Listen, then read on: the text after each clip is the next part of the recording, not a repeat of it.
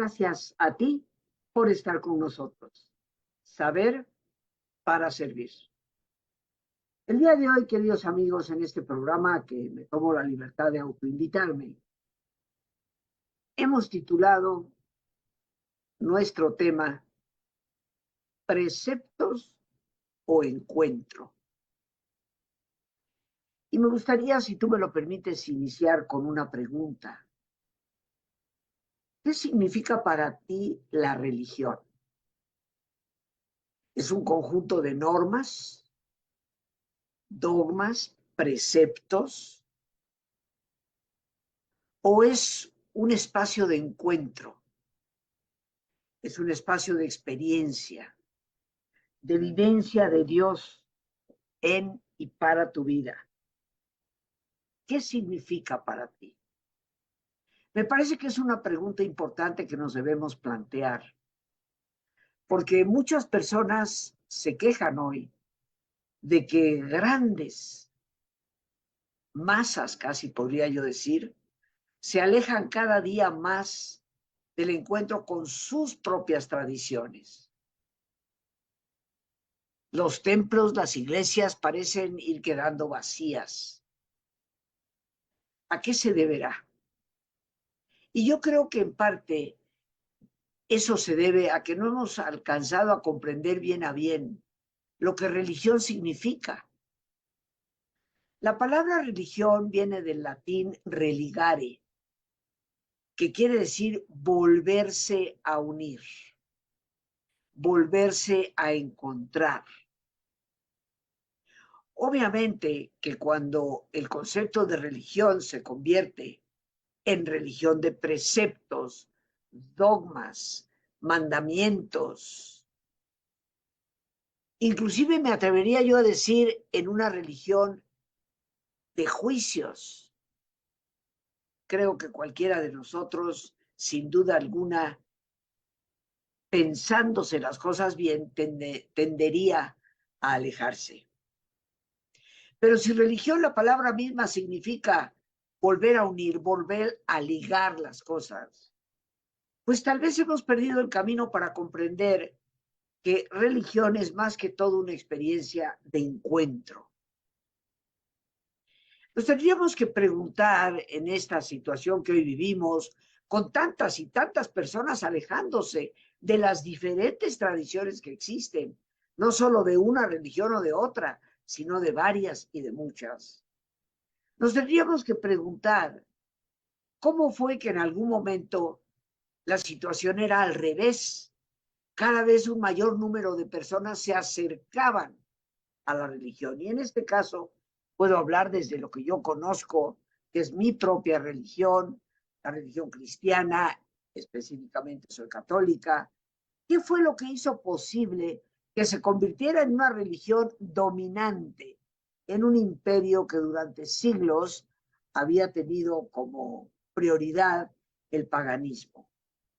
Me parece justo, razonable y de hecho, perdón que lo diga, inteligente preguntarnos cómo fue que progresaron las primeras comunidades cristianas.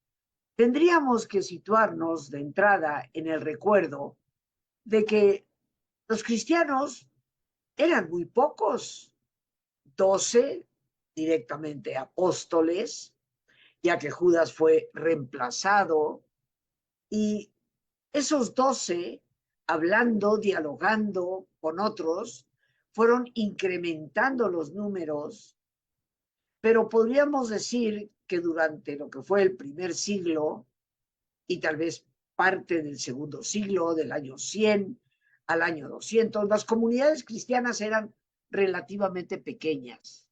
Sin embargo, se fueron expandiendo a una velocidad impresionante por la predicación de los apóstoles y del gran apóstol que salió a las zonas griegas, que fue precisamente Pablo de Tarso.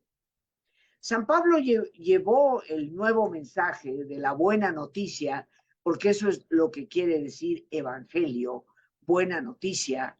Llevó esa buena noticia a toda la península griega y a lo que hoy conocemos como Turquía, todo lo que es Siria y Líbano, y por supuesto llegó hasta Roma. ¿Cómo fue que yendo de ciudad en ciudad, de pueblito en pueblito, la religión cristiana fue creciendo en números de manera tan extraordinaria? Y yo creo que eso se debió fundamentalmente a la coherencia de los primeros cristianos, que realmente llevaban en sus vidas pues aquellas normas de ejemplo que Jesús mismo les había dado. Y entre esos ejemplos estaba el de la oración contemplativa. Si nosotros leemos los evangelios, queridos amigos, nos daremos cuenta cómo en todos ellos, una y otra vez, se nos menciona a Jesús que se aleja, se va hacia la soledad y el silencio para orar. Una oración que obviamente requiere de soledad y de silencio buscando la paz, es lo que hoy conocemos como oración contemplativa. Una oración de encuentro y experiencia con Dios Padre. Jesús en su vida dio a través de esa manifestación el ejemplo de lo que debía ser oración. Recordemos que la única oración que Él nos deja es precisamente el Padre Nuestro, que si nos detuviéramos a desmenuzarla, nos daríamos cuenta que sirve para una reflexión muy profunda y para buscar el silencio que nos lleva a experimentar, experienciar a Dios. Jesús, como tantos teólogos hoy en día apuntan, tuvo tal vez buenas razones por las cuales no dejó nada por escrito. ¿Que no podría haber escrito cosas? Por supuesto que sí. Todo judío sabe leer y escribir. Y recordemos que Jesús fue llevado al templo aproximadamente a los 12 años de edad, donde los niños tienen que leer la Torá. Eso significa que saben leer.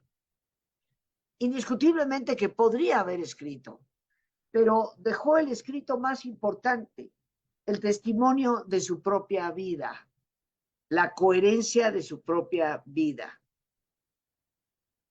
Él nos habló de un Dios que nos ama, de un Dios que nos ha creado en absoluta y completa libertad, de un Dios que en su amor espera nuestra respuesta, de un Dios al que hay que ir al encuentro. Y así nos dice en el Evangelio de Mateo 6:5 y 6:6, cuando ores, entra en tu aposento, cierra la puerta y ora ahí en lo secreto, y es ahí donde tu Padre te escuchará. Cerrar la puerta a los sentidos, cerrando nuestros ojos, haciendo el viaje más importante, que es el viaje hacia el interior. Con esa coherencia y esa fuerza que da la auténtica, la verdadera oración, las comunidades cristianas crecieron enormemente. En algún momento, el emperador Constantino, en el año 315, emite algo llamado el Edicto de Milano. Ese edicto no convierte al cristianismo en religión oficial, simplemente declara que los cristianos deben de tener el derecho de poder practicar su religión sin ser perseguidos, cosa que obviamente favoreció a que florecieran muchas más comunidades, crecieran y se expandieran a lo largo del Imperio Romano, que era el imperio que mandaba. El emperador de Roma era, por así decirlo, el rey de reyes. Sin embargo, en el año 380, a través del emperador romano Teodosio I, se emite otro edicto, el Edicto de Tesalónica. Y es aquí cuando el emperador de Roma declara que el cristianismo se convierte en la religión oficial del Estado y todas las demás religiones quedan proscritas.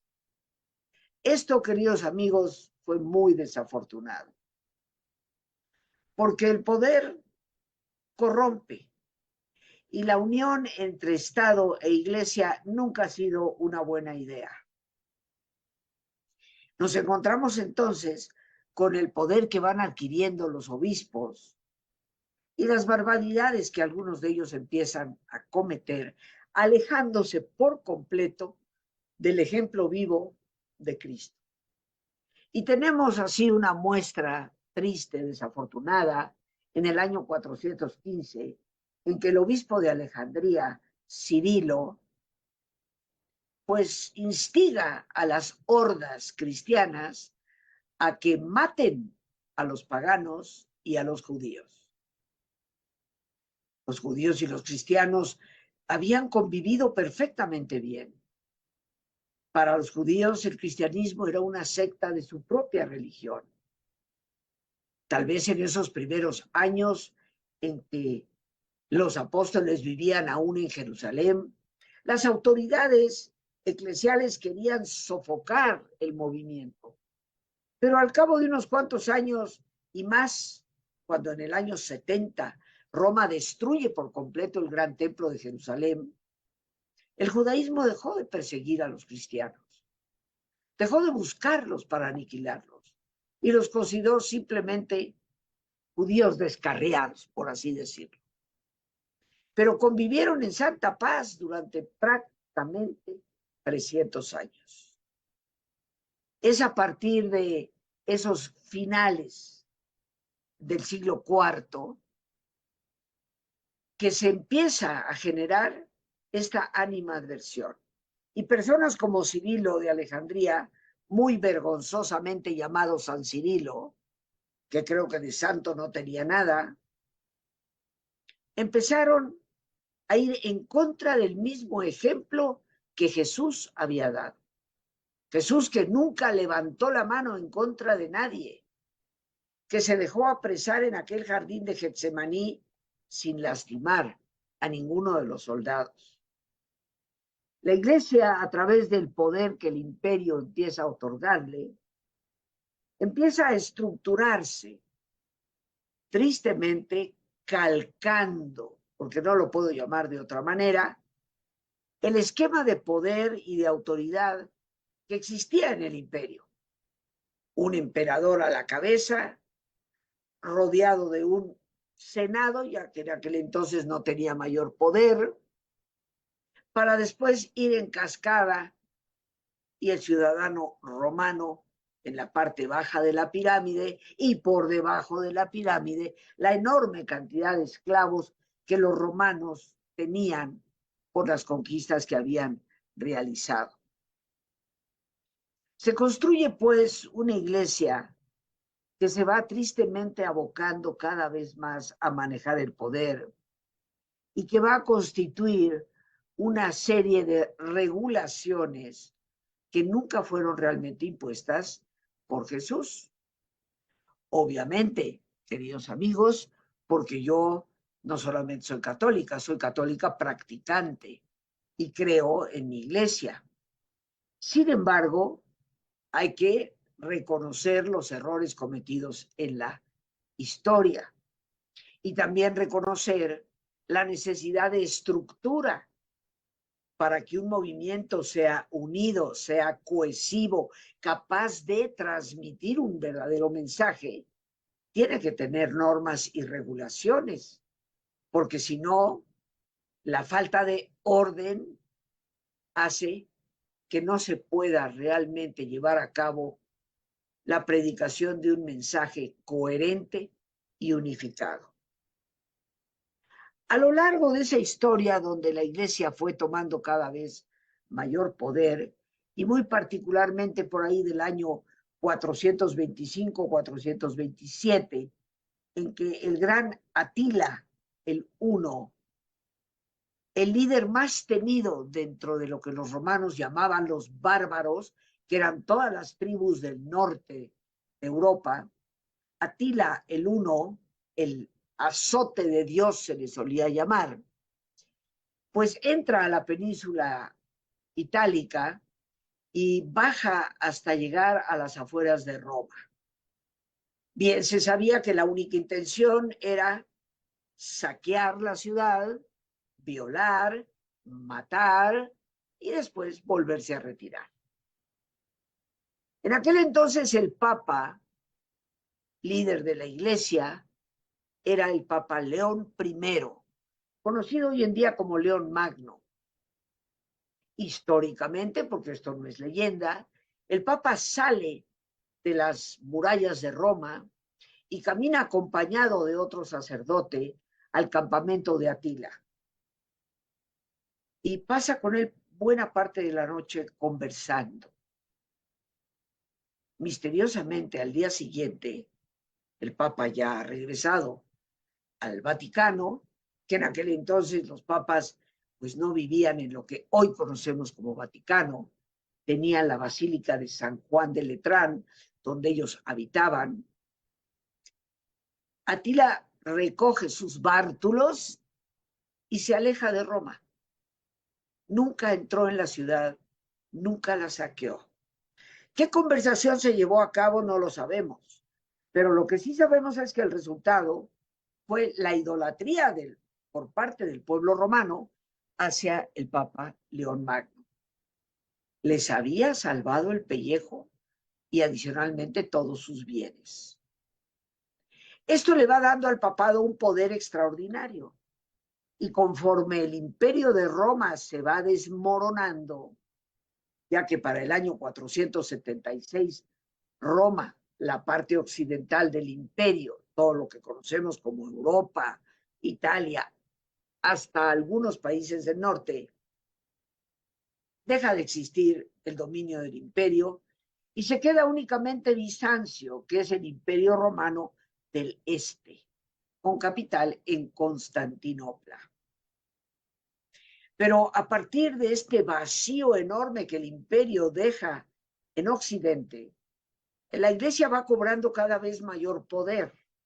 Y una vez más reitero, el poder corrompe, tristemente. Nuestra Iglesia ha tenido una enorme cantidad de auténticos santos y también de un montón de pecadores, que somos la enorme mayoría, porque somos seres humanos y pecar quiere decir equivocarse. Y ciertamente nos equivocamos. Pero aquí, más que hablar de historia de Iglesia, nos ocupa preguntarnos, ¿preceptos o encuentro? ¿Cuándo es que se desfigura la imagen de Dios? De ese Dios Padre que nos acoge, nos ha creado libres, nos ama inconmensurablemente, a una figura justiciera, amenazante, que te vigila y que te castigará con el infierno si no corriges en nada tus pasos. Creo que esa imagen se va desfigurando cuando se pierde el camino de la auténtica espiritualidad. Cuando los ritos, los preceptos y los dogmas empiezan a tener mayor fuerza que el encuentro auténtico de la persona con Dios. Cuando la oración contemplativa empieza a difuminarse y prácticamente olvidarse, y es reemplazada por una costumbre de rezos vocales, verbales, que en su momento ni siquiera los orantes entendían, ya que estaban todas en latín. Y el latín era el idioma que hablaban las autoridades eclesiales, los sacerdotes, pero no la gente de a pie, como tú y como yo. ¿Cuándo es que se pierde ese silencio y esa interioridad? ¿Y por qué? Nos quedábamos, queridos amigos, en la pregunta, ¿cómo es que se pierde el silencio y la interioridad? Y nos vamos alejando cada vez más conforme pasa el tiempo y los siglos, excepto para los místicos, de la oración de soledad, silencio e interioridad. ¿Y por qué? Creo que la respuesta, queridos amigos, es que esa oración, la auténtica oración de contemplación a la cual Dios nos invita para entrar en esa relación personal con Él, ofrece al orante una libertad tan plena, tan absoluta, y esto ciertamente amenaza a las instancias del poder. Es mucho más fácil manejar a la gente a través del miedo y la culpa que a través de la educación de profundidad para orientar nuestra libertad al amor de Dios. Y lentamente, a lo largo de los siglos, se va reemplazando la auténtica oración por un sinfín de devociones. Y contrario a lo que podemos imaginar, esto no es de estilo medieval, sino que va sucediendo a lo largo del tiempo y de manera sumamente importante en el siglo XIX. El siglo XIX se convierte para la Iglesia en un siglo de mucha exterioridad y de luchas de poder. En el año 1871, Italia finalmente se conforma, porque como dicen, aunque usted no lo crea, Italia como país apenas existe desde el siglo XIX. Previo a eso, Italia estaba conformada por ducados, marquesados y por una enorme extensión que le pertenecía al Vaticano, a la Iglesia misma.